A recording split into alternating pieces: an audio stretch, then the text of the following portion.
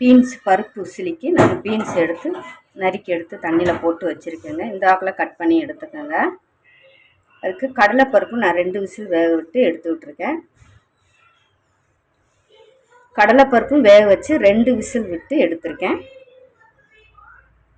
இப்போ ஒரு பாத்திரம் எடுத்துருக்கேங்க, கடாய். இப்போ அதில் நம்ம பீன்ஸை சேர்த்துக்கலாம். நான் ஒரு 400 கிராம் பீன்ஸ் எடுத்திருக்கேன் இன்றைக்கி.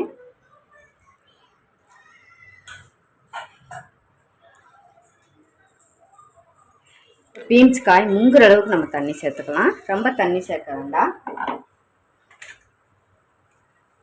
பீன்ஸுக்கு கொஞ்சமாக உப்பு போட்டுக்கலாம்.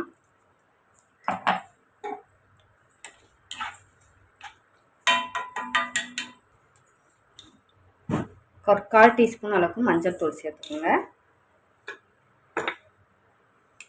சேர்த்துட்டு கலந்து விட்டுக்கலாம். 2 நிமிஷம் ஹை ஃப்ளேமில் வச்சு வேக விடுங்க. இப்போ இதை நம்ம மிக்ஸி ஜாரில் சேர்த்துக்கலாங்க. கடலைப்பருப்பை இதில் கொஞ்சம் ஜீரகம் சேர்த்துக்குங்க. இதில் 2-3 பூண்டு, இதில் வத்தல் 2-3 கிள்ளி வச்சுருக்கேன். இப்போ இதையும் சேர்த்துக்கலாம்.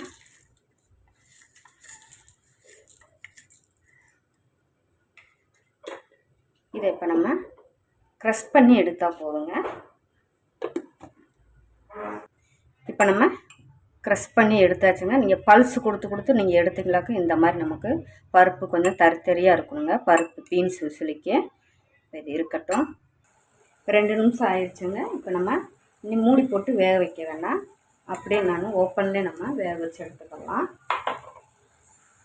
இப்போ நம்மளுடைய பீன்ஸ் வெந்துருச்சுங்க. நம்ம ஊற்றின தண்ணியை வேஸ்ட்டு பண்ணக்கூடாதுங்க. அந்த அளவுக்கு இந்த மாதிரி வத்துற அளவுக்கு நம்ம கரெக்டாக பக்குவத்துக்கு நம்ம காயை, ஏன்னா பீன்ஸு காய் தண்ணி நம்ம வேஸ்ட்டு பண்ண வேண்டாங்க. அப்போ அந்த அளவுக்கு நீங்கள் வேக வச்சு எடுத்துக்கோங்க. அடி பிடிச்சிடாமல் இந்த அளவுக்கு நம்ம வேக வச்சு எடுத்துக்கிறோம்.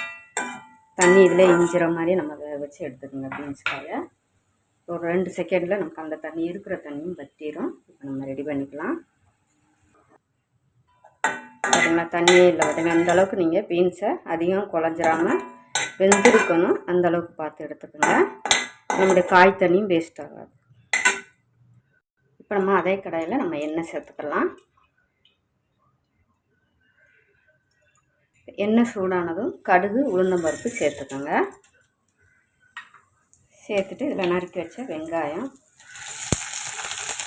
கருவேப்பிலை, இதில் சும்மா நான் தாளிப்பாகத்தை நம்ம ஏற்கனவே நம்ம பருப்பில் போட்டு க்ரஷ் பண்ணி எடுத்துருக்கோம். இது சும்மா தாளிப்பாகத்தை நான் ஒரு வத்தல் கிள்ளி போட்டிருக்கேங்க. ஆப்ஷன் தான். இதை நம்ம வதக்கிக்கலாம். வெங்காயம் வதங்கிருச்சு. இதில் கொஞ்சமாக ஒரு 1/4 டீஸ்பூனுக்கும் கம்மியாக மஞ்சள் தூள் சேர்த்துக்கோங்க. நம்ம ஏற்கனவே மஞ்சள் தூள் சேர்த்து தான் நம்ம பீன்ஸ் வேக வச்சோம். இப்போ இதில் நம்ம பீன்ஸை சேர்த்துக்கலாம். சேர்த்து நம்ம பீன்ஸில் உப்பு போட்டிருக்கோம். பார்த்துட்டு செக் பண்ணிவிட்டு சேர்த்துக்கோங்க.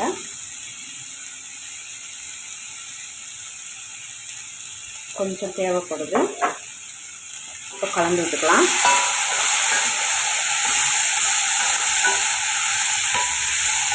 ஒரு 2 நிமிஷம் எண்ணெயில் பீன்ஸை வதக்கி விட்டுக்குங்க. இப்போ நம்ம பருப்பையும் சேர்த்துக்கலாம்.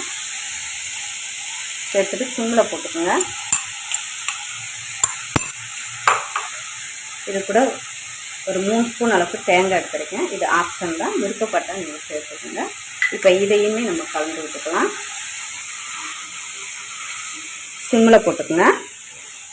ஏன்னா நமக்கு பீன்ஸும் வெந்துருச்சு, பருப்புமே நம்ம வேக வச்சு தான் எடுத்துருக்கோம்.